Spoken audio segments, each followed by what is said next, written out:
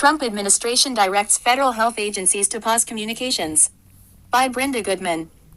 Communications sources within the agency said. CNN.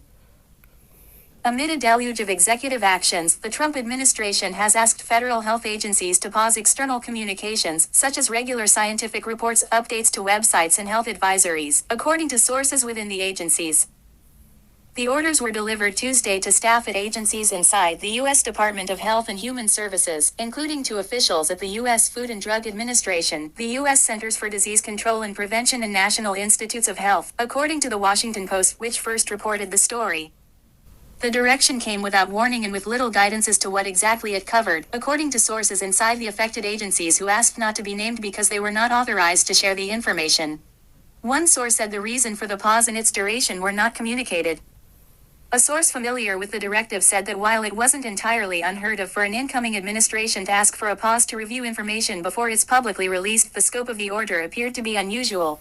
America's health agencies, including the CDC, FDA, and the NIH, routinely release information on food recalls, drug and medical device approvals, as well as updates on evolving public health threats including natural disasters and infectious diseases.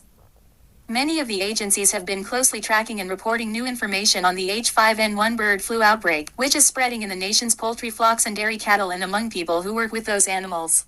CNN has reached out to the White House for comment. A message sent to Speer on Tuesday evening about the order was not immediately returned.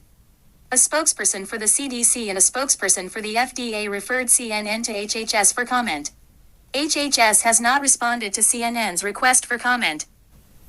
A temporary pause in the flow of health information should not be cause for concern, said Dr. Brian Castrucci, who is president and CEO of the De Beaumont Foundation, a nonprofit which studies and seeks to support the nation's public health workforce. The question is, how extensively is that pause enforced? If there is something that requires immediate action, it needs to be communicated because lapsed time means lost lives. If you enjoyed the video, please give it a thumbs up, subscribe for more content, and leave a comment below. See you next time.